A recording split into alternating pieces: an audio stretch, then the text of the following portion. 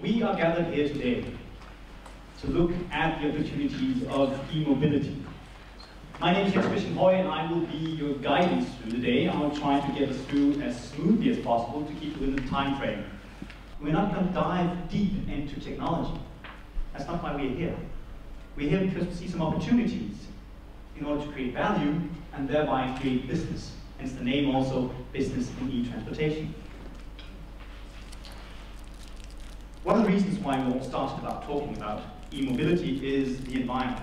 It's obvious that some of the things people are thinking about when they think about electric vehicles is how can we make transportation greener, cleaner, and more efficient. And the latter is actually quite true.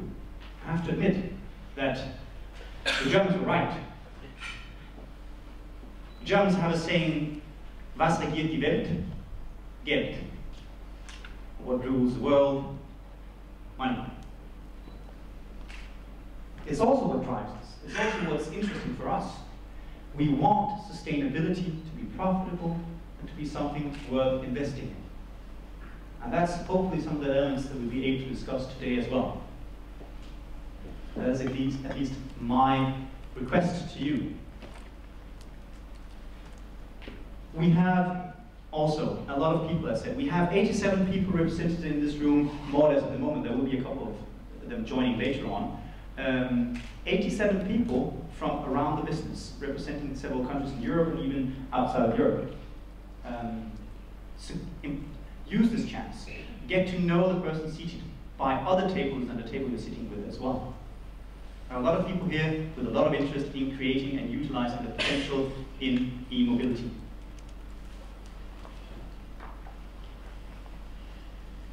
There is a window of opportunity. We have Niels Eldering from ESA, the European Space Agency. It might be a bit more cost intensive to build a rocket to go into space than building a car, not neglecting the cost of building a car. He will be talking about the technology transfer program that ESA has, which is quite interesting, especially for companies looking for new technology. Before letting him on the stage, I just want to let you know there is a reason why this woohoo sailor is on the stage. And that is, as you've seen in the program is tight. There are a lot of very interesting speakers here, which means that the breaks will be kept tight as well. So when there are 3 minutes left of the break, you will hear this woohoo sailor. That means that you need to go back into this room and be ready to be entertained and inspired by new people.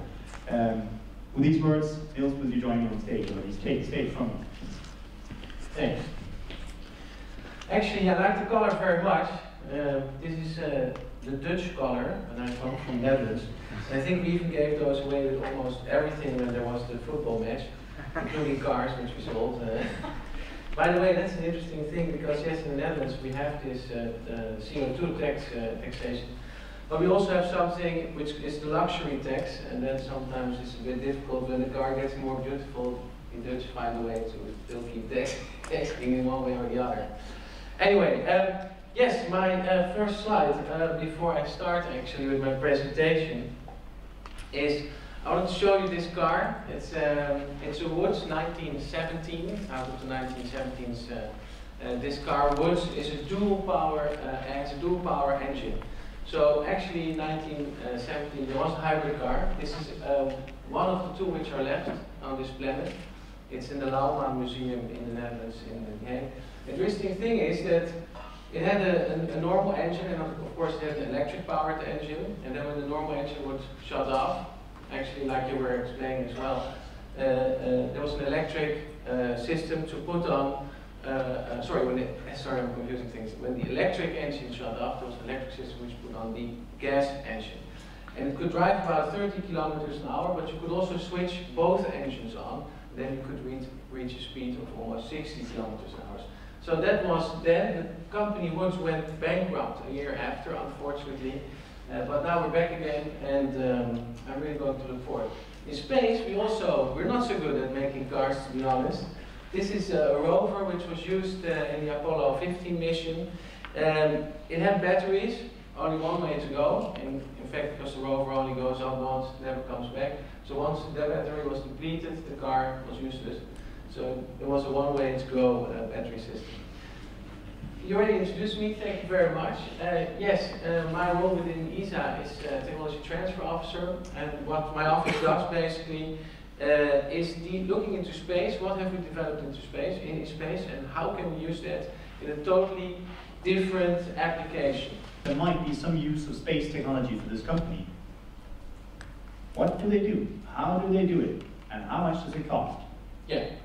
Well, basically, what we offer there are three. First of all, it's always good to get in contact with us and just state your queries so we can know how to help you. But you can also look at yourself. We're a public organization, so we put actually all our information on the web. There's a very interesting website called Technology Forum. And we also have our own patent portfolio on the website, by the way. You can just have a look in the segment energy, for instance, and immediately it will pop out with a couple of technologies which are available. And then it depends. If we are the owner, it's usually not so difficult because we like that you use the technology. And what does it cost? If it is licensed, yeah, it's against favorable prices. But it's better to have actually the technology from an industrial partner, because how it works is that we give contracts to industry to build stuff for space for us.